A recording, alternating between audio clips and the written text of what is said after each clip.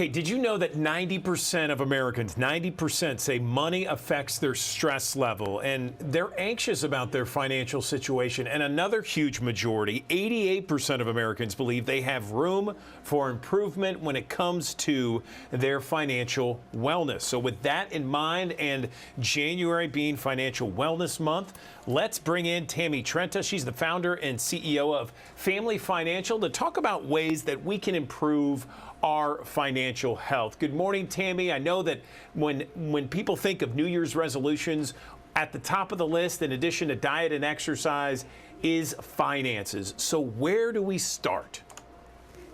That's a great question. I like to equate financial wellness in the beginning of the year, much like an annual wellness visit at the doctor.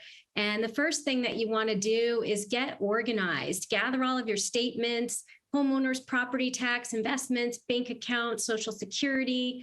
You want to get your estate planning in order, and just look at those things because laws change, the economy has changed, premiums have changed, we've had inflation.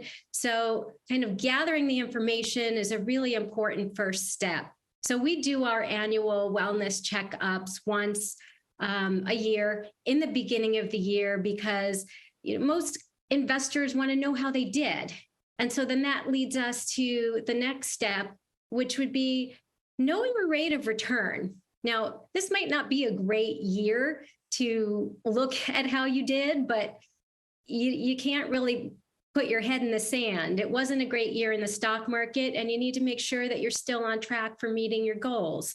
So you want to look at how your performance was. What was your rate of return this year? Surprising how many people don't know that. Whether there were any losses harvested in your account for your income taxes or any rebalancing that had been done throughout the year. If you don't have an investment account yet or an advisor, the beginning of the year is a great time to get started. Yeah, no question, Tammy. In fact, a financial planner is recommended. I have one, and the way I tell people is like, hey, that's their whole job is to know rates of return, know what the market's going to do, look at predictors, things that I don't have time to spend on. They focus on it, and so when I talk about having a financial planner, it's huge. I would think that when you start getting organized, one of the ways that you begin is with a budget, right? Absolutely, especially in a year where we've had, unprecedented inflation since the 70s. So a lot of those things or subscriptions that you've had might have snuck up throughout the year. And so it's a great time to review your budget, review your savings goal. You might even find some new money for a new goal that you might have this year by just taking a look at what you need and what you don't need. Exactly. And budget, saving goals. What about knowing the numbers? That's on the list too. Tell me about that. Well, one thing that you need to do is know what you need in order to become financially independent. And that means knowing your numbers. So updating a financial plan is a great way to start off the year, especially in a year where, like I said, we've had a down market. The down markets happen maybe once every 4 or 5 years. So you want to make sure you're still on track. If you're not on track, then right now is the best time to change what you're doing because wealth accumulation tends to accelerate or decelerate pretty quickly the longer that time goes on. So, I think there's a statistic every 5 years that you delay your savings, you actually have to double the savings to meet the same savings target. One of the things that I'm concerned about, just looking at things, is I'm concerned about inflation and inflation being at such a high rate. It was, the highest in 40 years last year. There's nothing that suggests that it's going down considerably anytime soon. How do you combat against that as a financial planner? What do you tell your clients? Well, when we go through the financial plans, we account for inflation. So that's something that you want to make sure when you do your projections that you have an increased spending level every year. So if you're spending $80,000 a year, you need to be able to spend more to just have the same expenses. So that's how we handle inflation.